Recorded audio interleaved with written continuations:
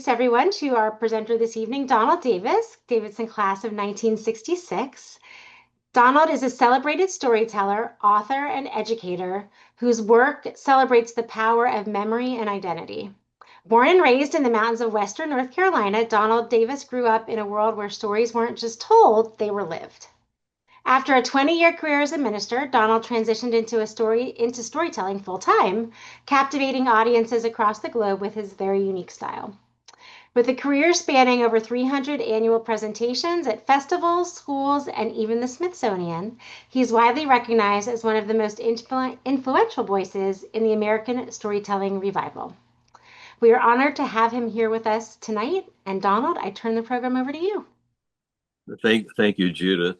Let me first thank Judith and Anna for the work they've done to put this together, and express a real appreciation to those of you who have joined us for deciding to spend this hour in this kind of way. I want to divide the hour into four little sections. In the first section, I want to try to answer the implied question in the title, how do you go from being a Davidson English major to having a career in storytelling? Then I want to tell you a story.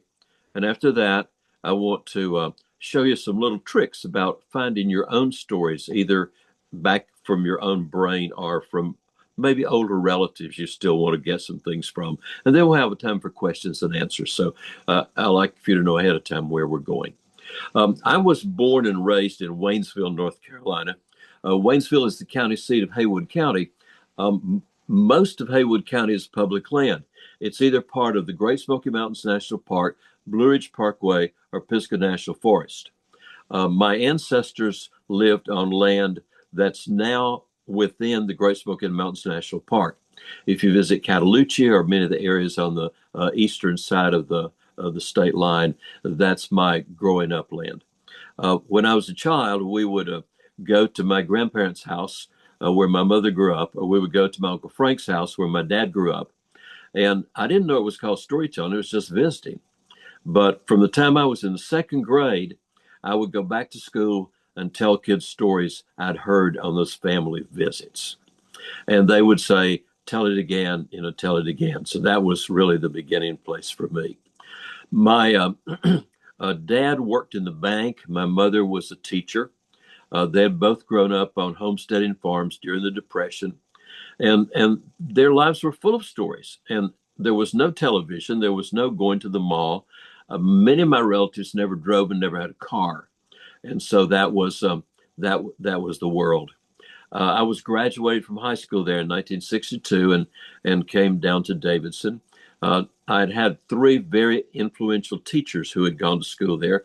Charles Isley, the band director, Bob Campbell, the assistant band director, and Jack Huffaker, who was our chemistry and physics teacher. They all encouraged me to apply, and it's the only place I'd applied.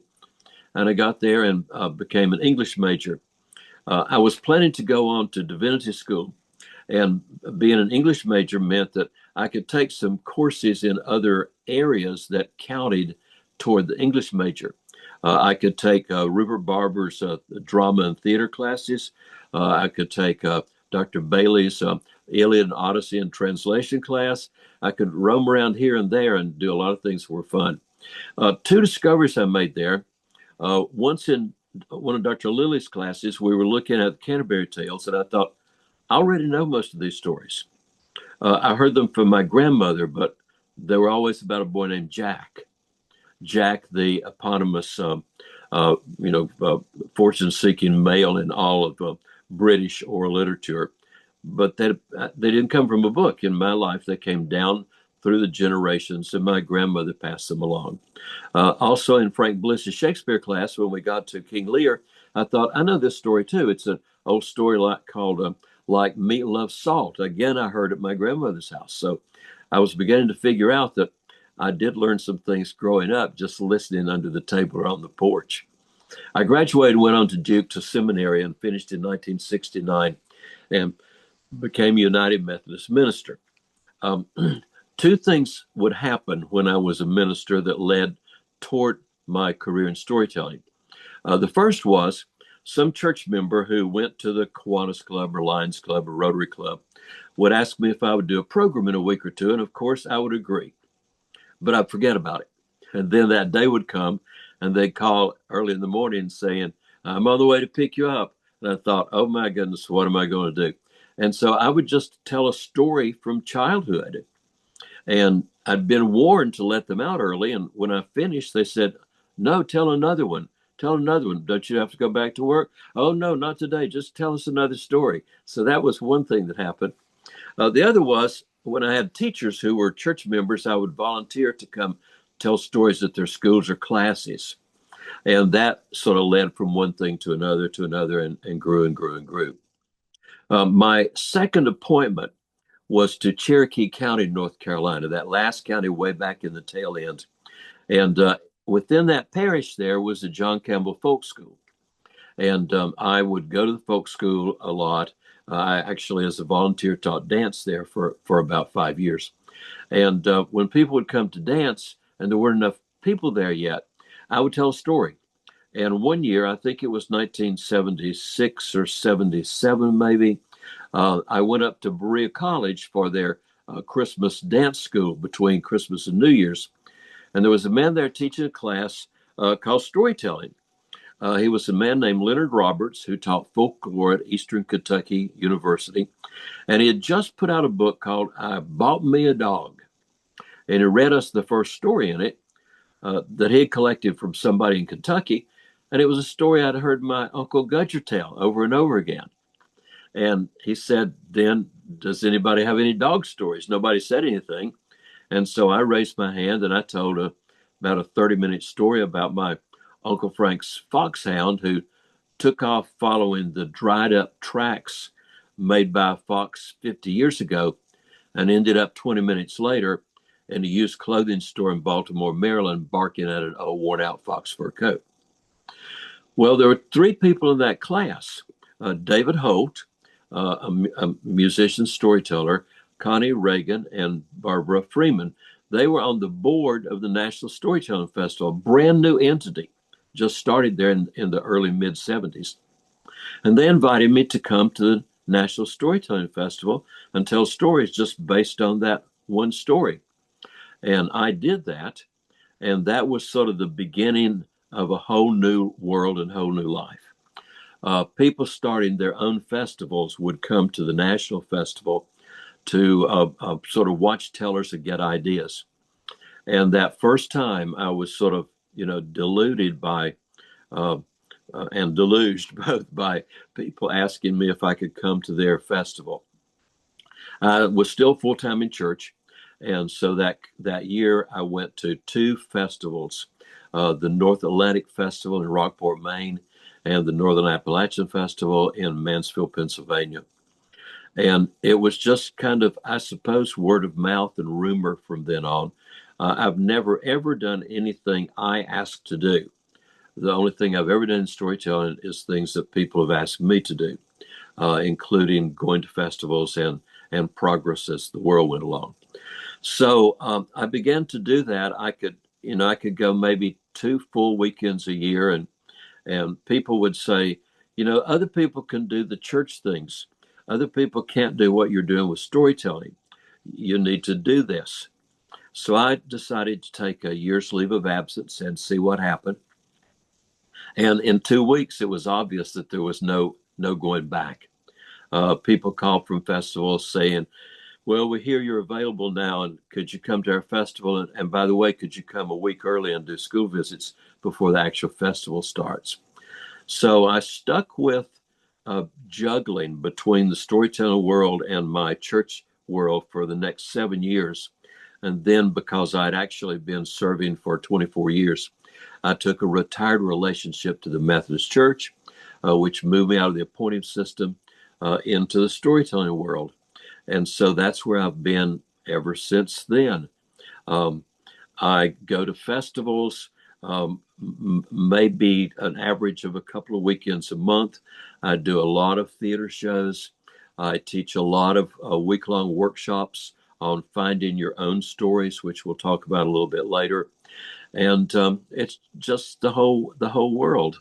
I told a lot outside the U.S. I've told in every state of the 50 states.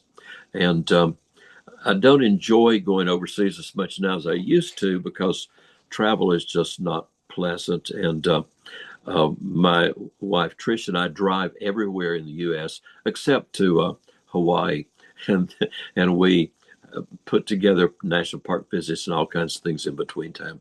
So we have a great, great, great good time.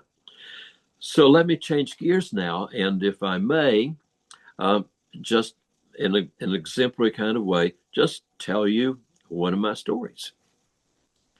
I mentioned that my dad worked at the bank when I was growing up, and my mother taught school. But they had both grown up during the Depression, which meant we did not live in town. No, we had to live out on the edge of town so we could have a gigantic garden and grow food and grow food and grow food and grow food. And then we would can the food and can the food and can the food. And I never could figure out why they called it canning when it was jarring. Well, we had chickens. My dad would kill chickens for my mother to cook, dress them, cut them up, everything. We had a pig named Recycle because the pig ate everything we didn't eat, and then we ate the pig. Um, we had a milk cow named Helen.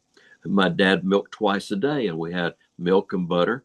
We had just about everything we needed.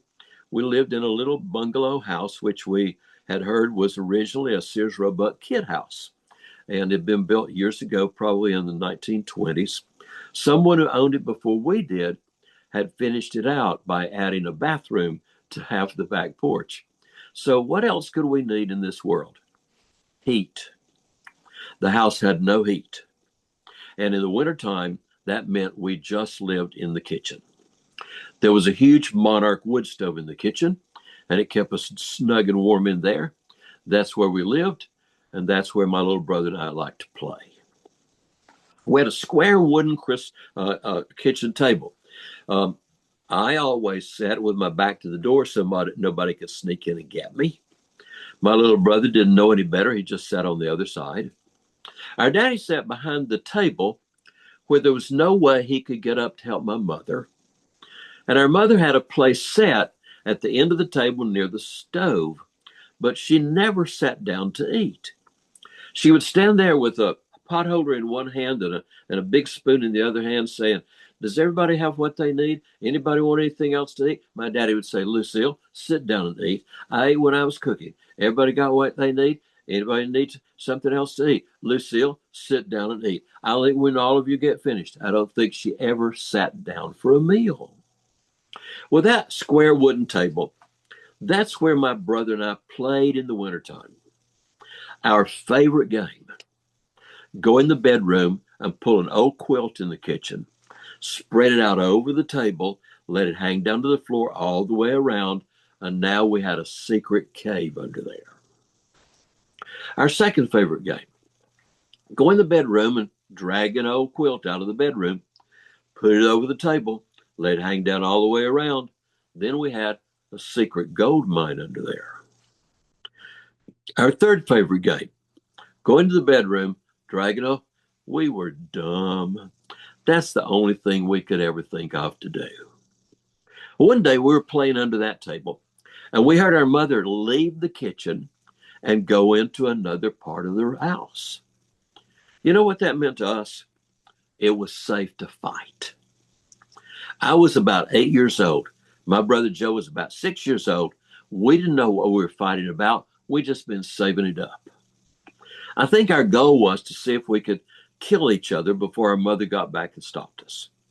But we were under that table. We were scratching and pulling hair and biting and gouging and kicking. And all of a sudden, one of us kicked and hit one of the legs of that table, and that wooden leg went crack, and the whole table just turned right over in the floor. And I thought, whoa, we're in trouble. And I'm the oldest, so I'm responsible. So I went straight to my mother and told her.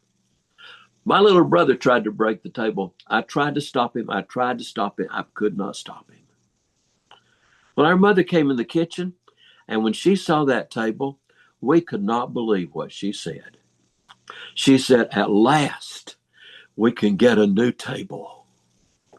And when our dad got home, we got back in the car we drove back into Waynesville to Massey Furniture Company, pardon me, a store that is still in business to this day.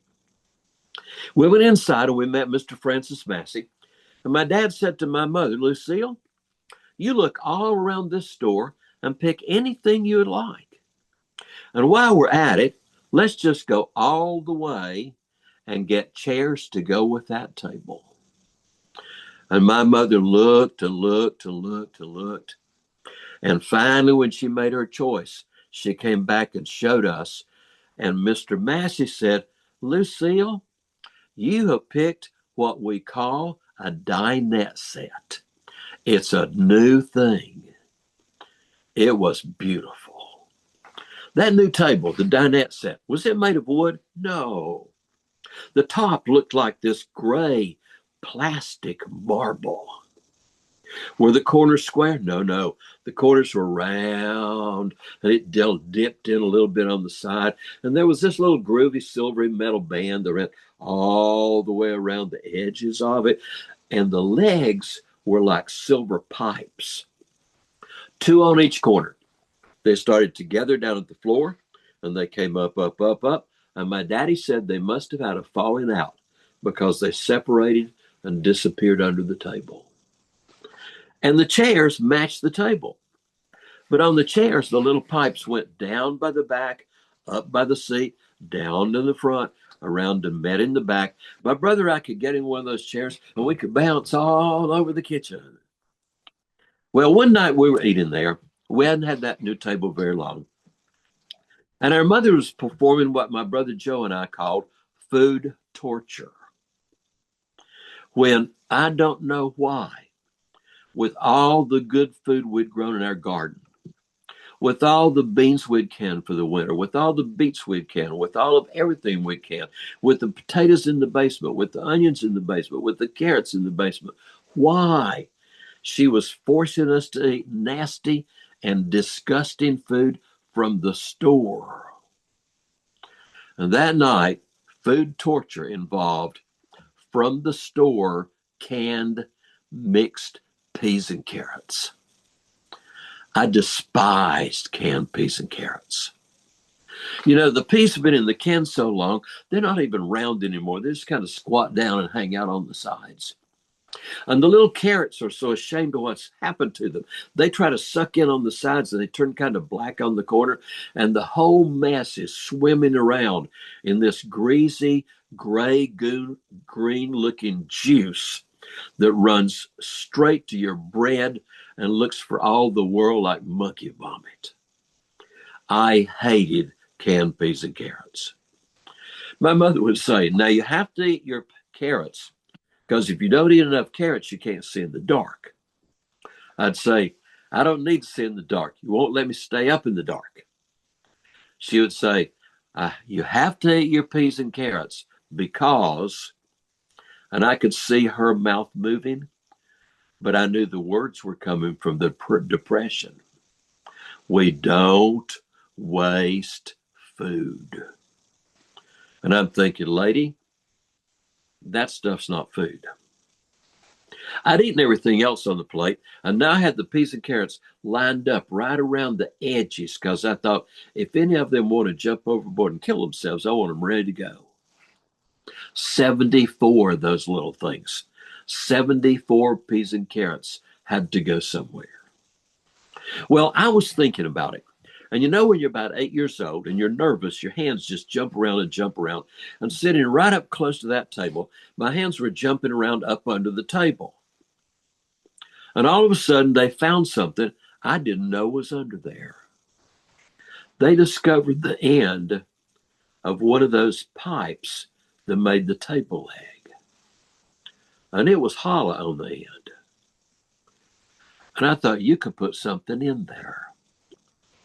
You could put peas and carrots in there. And the next time our mom turned around, I gathered up those peas and carrots. I can still feel their little greasy touch in my fingers as I started loading them in there like loading a muzzle loader. And my fingers are so little, I could push the first ones on back, put some more in, push them on back. And if you got real quiet, you could hear the first ones going all the way to the bottom of the table leg. I fed peas and carrots to the table leg when I was 8 years old, and 9 years old, and 10 years old. One day when I was about 10, I had to find a time when nobody else was in the house.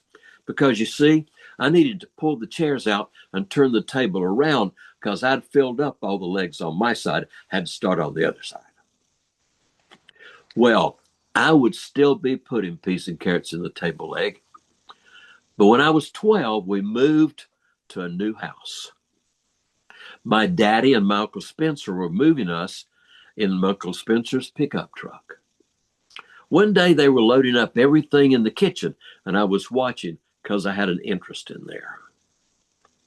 All of a sudden, Uncle Spencer looked at my daddy and he said, "Joe, look at this table. It's going to be awkward to put it in the truck. It would be a lot easier if we turn it upside down and take off the legs." I thought, no, no, no, no, no. But I couldn't say anything. I just had to watch. They picked the table up. They turned it upside down. Nothing happened. They started letting it down toward the floor. Nothing happened. They got it maybe a foot from the floor and they let it go. Kabump. That did it.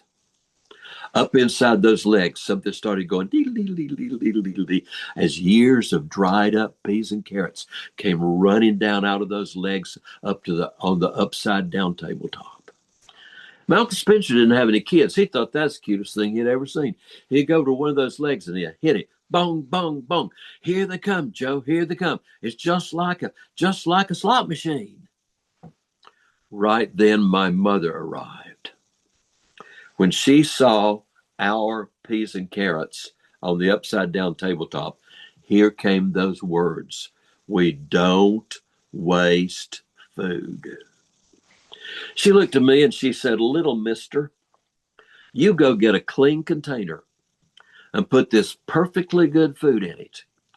And when we get to our new house, we can soak it in water and bring it back to life, and we can have something to eat all over again."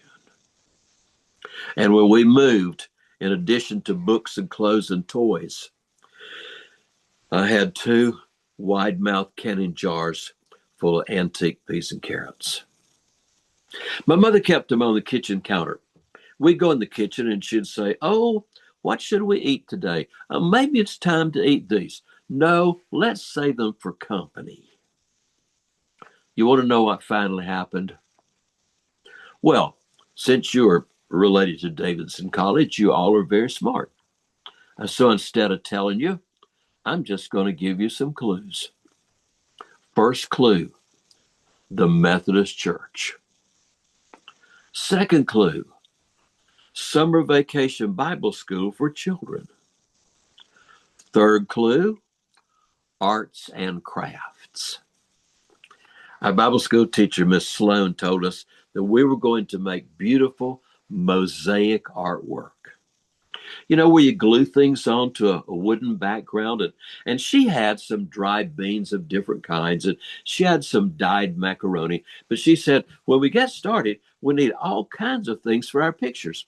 We'll need like buttons and little stones and yarn. So when you children go home today, I want you to look all around your house and see what you can bring back to Bible school tomorrow for arts and crafts.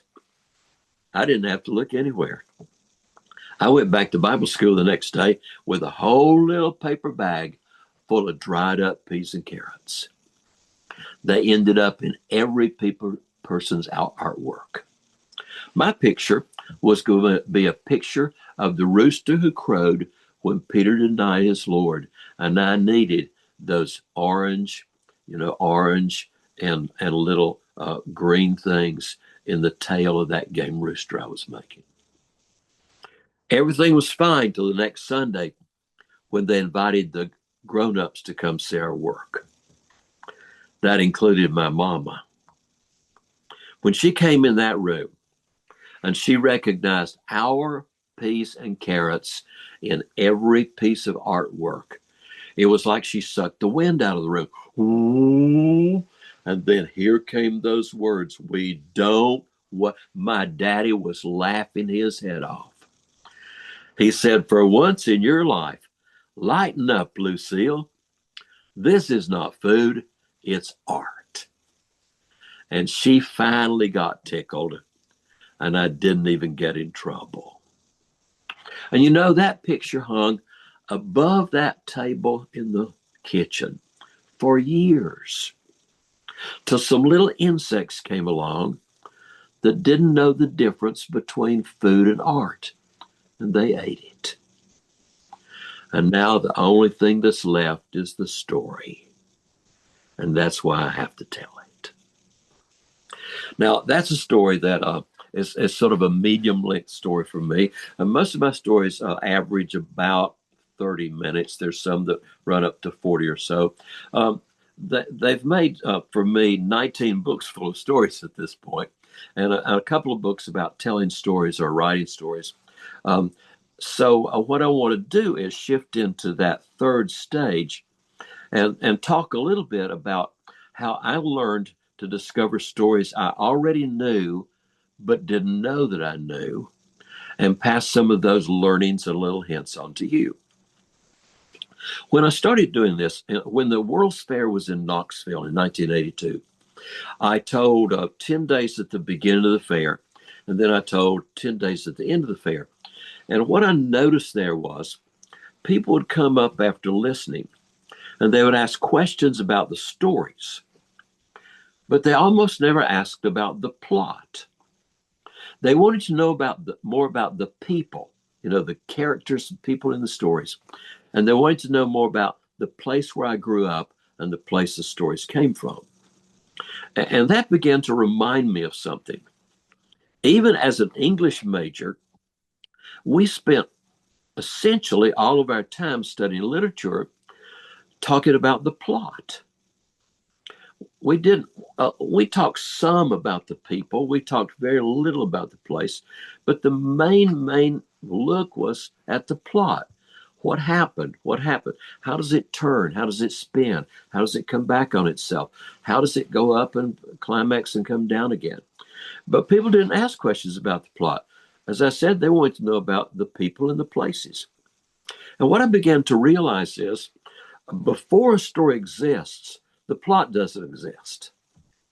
The plot's just something we can look back to when the story has already been told, or the story's already been written, and then we can look back and talk about it. But that's not the way we find stories. I discovered that we find stories by going through one of those doors that came from the questions people asked. Where do things happen, and who's there when they happened?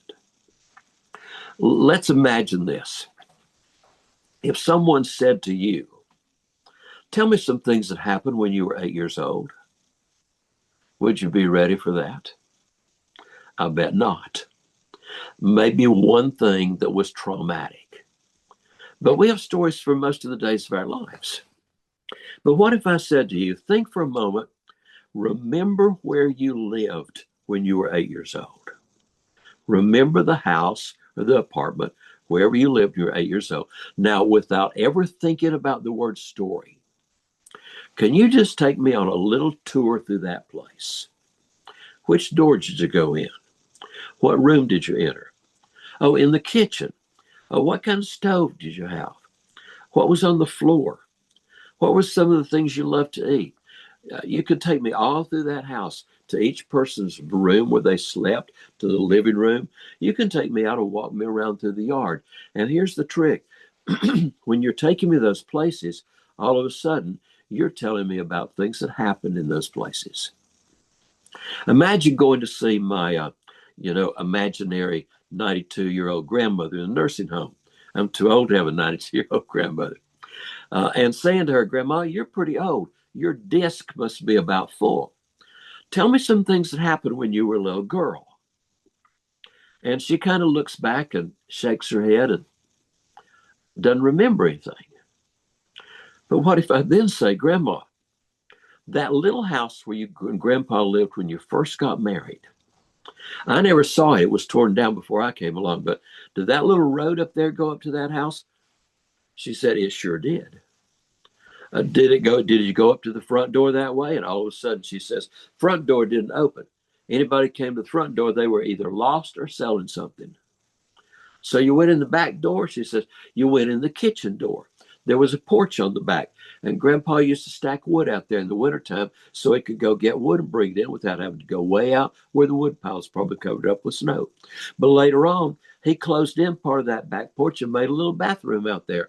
Nobody could understand why he didn't make a door from the bathroom into the house. No, you had to come out on the back porch, freeze to death, go in the bathroom, come back on the back porch, freeze to death, go back in the house. She's there now.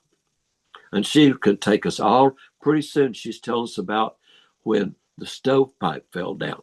She's telling us about when Grandpa shot a hole in the wall with his gun and it wasn't supposed to be loaded in the house. She's telling about whether she dropped a gallon jar of milk she'd just strained. When it came back from milking, it broke and it ran under the dime store linoleum. It was on the floor.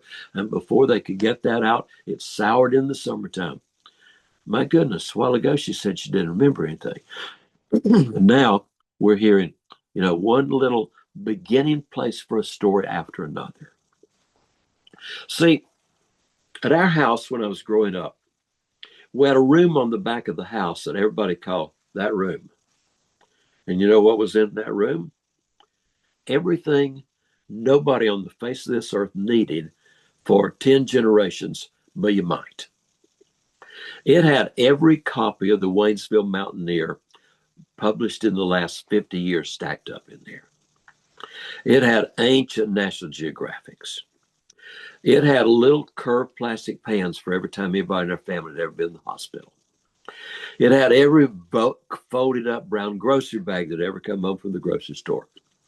It had Christmas tree lights that didn't work last year, but don't throw them away. They might get healed during the summer. They might come back on again. Well, we have a place like that we carry around with us all the time. It's our totally unorganized attic of family memories. You see, we have metaphorically this little apartment of daily memory that rides right up here, and it holds the things we need to remember to get through each day as we go forward. But behind it is that room of all the places we've been, all the people we've seen, all the things we've done, the things we've heard and tasted and smelled and touched. But none of them were organized, were thrown in there. They were just thrown in there that way. They were just thrown in there. So how do we go into that place? Two doors that work. One is places. About 40 years ago, I began to make a notebook of places where I'd spent significant time. It started out with the little house on Plot Creek Road outside Waynesville where we lived. And then the new house where we moved when I was 12. Places where we lived, I had to keep going. My freshman dormitory room in what was at that time East Dorm, room 311. Then where did I go from there? An apartment in Duke when I went in Durham when I went on to Duke to seminary, and then a list of every place I'd actually physically lived in my life.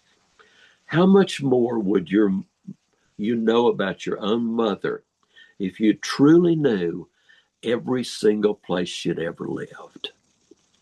Well, it went on. The list just went on. Hazelwood School, Waynesville Junior High School, Waynesville Township High School, Davidson College, Duke University. It just keeps going. Those are the places I went to school. Relatives' homes, grandparents, aunts, uncles, cousins. What did it mean to go to town where you grew up? If you're in New York City, it might mean riding the elevator just down to the street.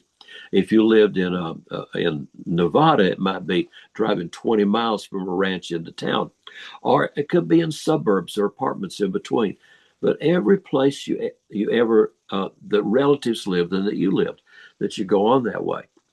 I had to put on that list places I'd worked, places my parents had worked, places we went to church, my favorite store in town, My mother's favorite store in town, a place I hated to go and do nothing but get in trouble, where she tried on dresses she already knew she wasn't going to buy. Uh, Summer camp. Oh, I worked at Boy Scout camp one summer, going to band camp every summer. Places we would go on the same trip over and over again, same trip again and again and again. Places we only went once and never went back again. That list is still not finished. Beside it was another book that was an attempt to build my family cast of characters. I started off with my birthday family, the people who were waiting for me to get there when I came, my mother and daddy. Well, who came along next, whether I wanted them or not? My little brother Joe. See, you need to build these lists to begin with, and they get to be great fun. Were there people when you were a child who had already died, but the family still talked about them all the time? Yep, I have people like that. How about the relatives again? And we want to list the relatives' homes, and we want to also list the relatives' names, because it's like going into the same room through two different doors. If I would go to Uncle Grover's house, things happen there with other family members. If Uncle Grover comes to our house, there are things he does there that he can't get away with at home. So we need both places to go in. So when we go along with people, we have neighbors, we have friends from childhood that we could still call today. We have lost friends. We always wonder what happened to them. Um, did you ever make a list of everyone you'd ever thought you loved? That's a fun one to play with at a distance. Did your mother have a list of people she wished you had never met? The do not play with list. So start working on those lists. And then here's the thing to do. When you find a little moment of dead time, maybe you're eating out by yourself. Maybe you're riding a cab to the airport and back. Maybe you're waiting for the plane to take off, or maybe you're on the airport, on the airplane. Maybe you're going somewhere and the person you're going with is not there yet. Maybe it's kind of bedtime, but you're not asleep yet. Pick one of those places and just in your mind start walking around through it. I've walked through Hazelwood School again and again and again and again. And I have stories and books of mine that came from that walking around. Or pull out the name of a person. I pull out Michael Bell, my freshman classmate at Davidson, and walk around with memories of Michael. Michael was killed in a car wreck while we were still students there. And a whole story comes out of that. So those are some ideas about how I work with stories. How do you write a story when you don't have one yet? But once we begin to get hold of those memories, what we need to tell the story is we need some memories which will paint pictures for the listeners of the places where the story happens and the people who are in it. Because after all, they're not listening to us, they're watching the story. Then we need to have an inverted event. Most days we get up, we think we know what's going to happen that day. And if what really happens, there's no story that day. That's why when you ask kids what happened at school today, you know the answer, nothing. Nothing means what happened today was what I already thought was going to happen.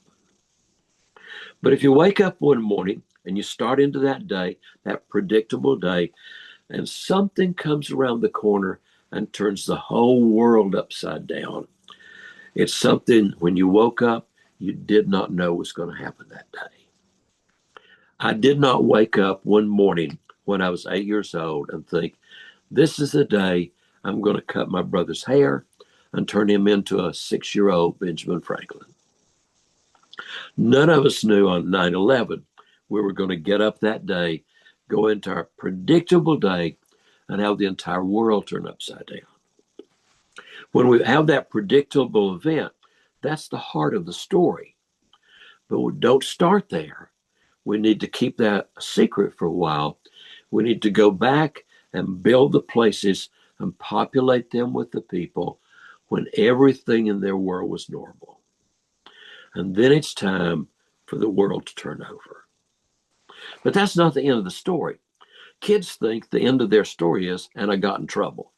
No, we got to push on, and we have to ask this question: what did I learn from that journey that I could never have learned any other way? And when we have those three movements, we come out with a whole story at the end. We start with normal people in their normal world. They turn upside down. Maybe help comes, maybe not, but finally something is learned, and they've moved up to a new normal world where that same trouble is not going to get you again. I hope you'll play with some of those things because we're all so full of stories. Or try them out on family members. If you have older relatives still around you want to get some stories from, don't ask them what happened. Ask them about places you know they have spent time, places you haven't been. Ask them about people whom you never knew but you wish you had. And hear all kinds of biographies you wouldn't have heard any other way. Oh, that's enough of that. So Judith, do we move into some questions? Are there any questions or comments that we want to play with? Well, yes, Donald, thank you so much. I'm watching others' faces on the screen, and I think I'm speaking for everyone where it's just been fascinating to listen to you. So thank you. And yes, so for our audience this evening, now is a great time if you have questions to go ahead and put them in the chat. I do have a couple that were sent to me, but certainly want to encourage anyone who has a question to go ahead and use that chat feature. Again, you can find that at the bottom of your screen. If you don't see the chat feature, you might need to click the More button, and then you would see the chat feature in that way. But I do have one or two questions to get us started. Donald, so you were an English major. And so it says, as an English major, you were likely trained in written analysis. So what was the hardest habit to break when moving from the written word to the oral tradition? What we don't realize is that our the easiest language in which we create is our first language, and we think that means English, or or Spanish, or French, or whatever we grew up in absorbing from childhood. But one of my books is called Writing as a Second Language, and it's about how our primary language is not the language that's taught to us; it's what we soak up, from the environment. The accent is the primary evidence for that. We sound like the world in which we grew up. Reading and writing are our first foreign languages because we have to be taught reading and writing. So for me, and for probably most of us, talking is a more familiar language than writing. And so my creative process is one in which I'm creating a story to tell, and writing that story is not the best preparation medium. Writing the story may be as inappropriate as an architect who writes out longhand instructions about how to build a house instead of drawing a blueprint. So I'm taking you through a series of pictures as I tell the story. And tonight I had to tell you a very, very familiar story because I can't see the audience.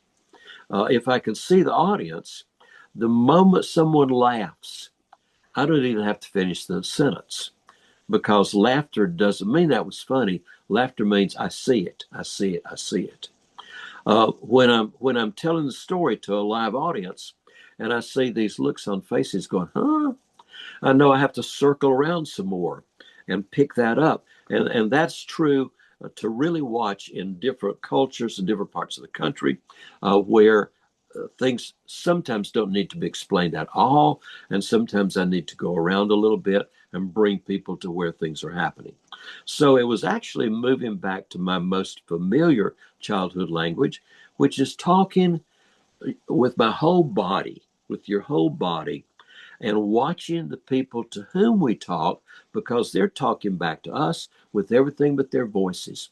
They're talking back to us with eyes and with faces, with smiles, with laughs, with posture, all sorts of things.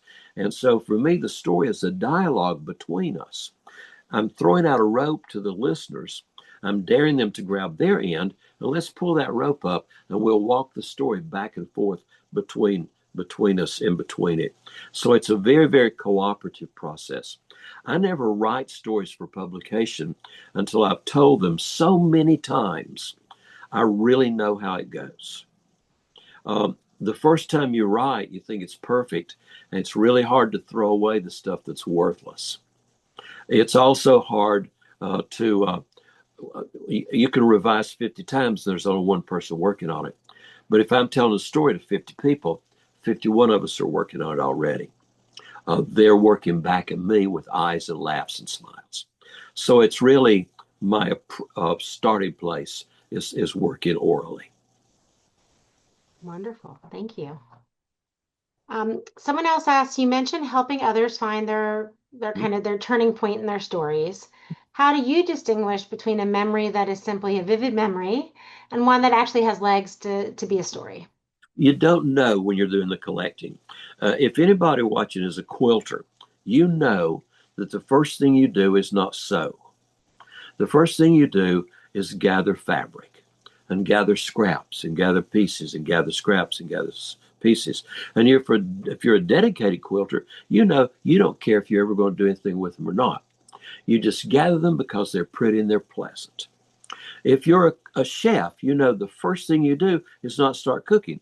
The first thing you do is get groceries and get condiments and get spices and get seasonings and get more groceries and get produce and get more stuff. And then you look and say, what can I make out of this stuff? And that's the process when we're in the beginning. What we're really doing is we're gathering quilt scraps that we're going to sew a story together from. So if I'm walking around at Hazelwood School, I may have a lovely memory of Haskell Davis, who was our janitor. Haskell would say they'd call me the custodian, but Haywood County can't afford 4 syllables. He weighed about 90 pounds. He had red hair and freckles. We came under his arm to come in at school. He would call us all by name. Good morning, little Messer. Good morning, little Caldwell. Good morning, little Rhodes. Good morning, little Davis. Good morning, little Prevost. And he'd say, reach up and touch my muscle. As skinny as he was, he had a bicep that was like a 5-pound ball bearing. And we would touch his muscle and we'd behave all day. Now, that's a little memory scrap. It's a little quilt scrap. It's not a story. Eventually, I have whole stories about Hazelwood School that are made out of the quilt scraps from those different walks around and visits. But just the little scraps alone are so pleasant because they just bring memories back so much. And if you got one of those little scraps, you can, tell somebody else who was there about remembering it, and they'll come in and tell something about Haskell as well. Like, remember the day that Haskell was called on to be an emergency substitute in the 2nd grade, and he told all those stories about blood, boogers, and throw up. So we got, it's just growing and growing that way. So that's a fun thing to do. It's almost like what happened was the house the dog lived in. Time made the house fall down. The story picks the pieces back up and see if we have enough to build a new house out of it. So that's the way we're going there. Amazing. Just amazing. Someone says, in your performances, how much weight do you give to what is not said? How do you use silence to let the story breathe? No. In a real performance, timing is the essence of everything. It's always the essence. I was pushing more tonight than I would with a live audience because I have my watch, and my plan was to end that story at 8 o'clock. And so I love playing with the clock that way. To see if I can make it come out on time, or make it 5 minutes longer, 5 minutes shorter, whatever goes that way. But timing is bringing people right up against the last word in the sentence, pausing just long enough for them to already be guessing what that last word is, and then finish it differently. And that's a game to play with the audience. I'm not sure how you teach that, but it's marvelous fun. It's such fun. Um, the pauses are really, really important because pauses let people, enter into the story with their own pictures instead of having to see someone else's pictures. Um, Once long ago, the phone rang and I answered it, and this voice said, "Oh my, I thought I would get a secretary. This is Fred Rogers." It was Mr. Rogers. And some of his staff had asked him to call me. They were telling him that he was too slow when he told stories to kids. And I said, "No, you're not, because the kids are talking back to you. And you pause long enough to let them say something back to you. In an audience, they laugh back, they sometimes cry back, but they don't say something back to me. But that same dynamic is going on if I don't run over the top of them, with speed, and I allow time to linger there." Hmm, fascinating. We have a few more if you're still good here. I'm all Um, at this. Great. Someone says you warned us there might kind of on that late moving into some questions. I was trying to group them around maybe our own stories. So you warned us there might be hints about working on our own stories. If we could only focus on one element, so plot, character, emotional resonance, which one serves as the best anchor for a beginner? The things that are visible. What can we see in a story? We can't see the plot. We can see the people. We can see the places. So spend more time creating your grandmother. Spend more time taking us to your grandmother's house. Spend some time there. But we have to watch our listeners carefully when we're doing that.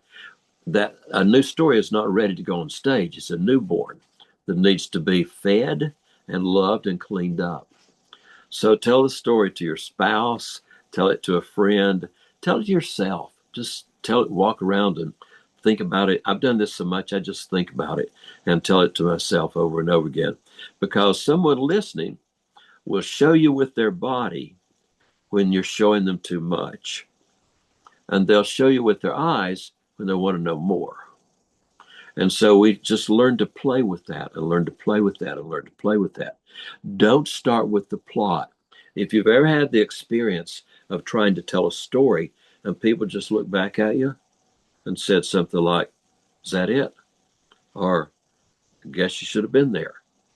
I'll bet it's because you tried to tell the plot and thought you were telling the whole story. We can't see the plot. The plot we see in the reflection of what the people do and where they are. And it gradually takes care of itself. Uh, Telling real stories, we have to be very patient. There are stories that I worked on people and places for 2 years before all of a sudden the poet raised his hand and volunteered. Going back to Hazelwood School, you see, all of a sudden I remember the day I was in the sixth grade when the furniture plant that employed essentially everybody in town or, burned straight across the playground from the school. And my mother stood there crying and said, "I just watched Thanksgiving and Christmas burn to the ground. It was Wednesday before Thanksgiving in the sixth grade." So all of a sudden, there was that inversion where the world turned upside down. I had enough stuff about Hazelwood School to build the place and the people already when everything was normal. Then the world turned upside down. And then what I had to think about was, then what did we learn from there? And I won't give away all of that ending, but when Monday came, we learned something we could never, ever have learned any other way about the community in which we lived. Trying to narrow them down here. We've got more than we'll have time for. So someone says in the story that you shared with us, how much of the emotional detail is a literal memory versus a storyteller's truth designed to help the audience feel the moment? Well, I have what is called a hyperthalamic memory, which means I may not remember a thing I learned in Jack Huffaker's chemistry class, but I remember he was married to Ruth, and they'd been married less than a year, and they had a new baby named Barclay Starr. His name Barclay Starr because her maiden name was Starr, and her family ran Starr Electrical Company in Greensboro. See, I don't remember that stuff you learn, but I remember everything that happened, that happened. Mm. So that story is very much what happened, totally in memory. The thing is, though, I tell it uh, through the person I was when I was the age when it happened. I don't try to tell it looking back as an adult, analyzing or criticizing or making suggestions. I want to just become, that 8-year-old boy and tell the story that way. Um, that's the perspective of an important thing when you're working on your story is one is who's the story really about, and the other is who's really telling it. So I was terribly afraid to get shots when I was a kid, from big, reusable needles that would get sterilized in the autoclave and then used again. And, when I would go get a shot, was the needle this long or this long? Well, when I was 8 years old, the needle was this long because that was my 8-year-old memory. If my mother told the story, it would not be like that at all. But she's not telling it. I'm telling it. And so I tell it through the memories I had, when it happened. Wonderful. I've got one. We'll close with this question. So you warned us there might be hints about working on our own stories. Oh, sorry. Read, it's related to ours. Apologies. You noted that if we don't write our own stories, someone else will. And so for someone who feels stuck in a narrative that they didn't choose, what's the first step to kind of reclaiming the pen? You when you say you list a place that you want to go back and play with, say my grandmother's house. Well, what that notebook is for is just the list of things I remember when I walk around through it. I remember my granddaddy staying in bed in the morning, listening to the radio until my grandmother fixed breakfast and roused him up out of bed. I remember watching her shave him in the kitchen with a straight razor, with lather and a straight razor after breakfast each morning. I remember him going out and hooking up his team of oxen who were named Grant and Lee because they didn't pull together, and then getting on the sled and going with it. And so eventually on that page, I have my grandmother's house at the top, but I have this whole list of memories when he finally got a tractor, finding arrowheads in the cornfield after plow, have all this list of memories. And what I want to look at them is, I want to see, are any of those memories a day when the world turned upside down, in an inverted day? Oh my goodness. When he bought the new tractor, which included driving lessons. So I've got the heart of the story, but that's not the starting place. Let's go back and let's go to the place and meet the people. And then we come up. My grandmother was in the hospital after a heart attack, so she couldn't stop him. So he sold the oxen to Cherokee Indians and bought the tractor, and we all went to learn to watch the driving lessons. So the list grows then from just places and people to memories in that place, memories in that place. And pretty soon we start looking at it like a quilter and saying, do I have enough of these scraps to build a story? And so we go back and start laying them out in order. And often it's a chronological order that takes us through there. Wonderful. Thank you. Thank you so much, Donald. Thank Really you for just doing appreciate you taking the time to tell us stories and about how to tell stories, and learning a little bit about you and your very unique background. It's really, we're so grateful for you helping us lead what I might call an enchanting class this evening. So thank you so much. Um, I think, again, I don't know everyone on the call, but I'm wondering if several of us might be ready to be storytellers now. it. Um, to everyone on the call, a follow-up email is going to be sent within the next day or so. Included in it will be contact information for how you can find more information about Donald and his storytelling and how to reach him if you want to contact him directly. It'll have a short survey and some other little tidbits.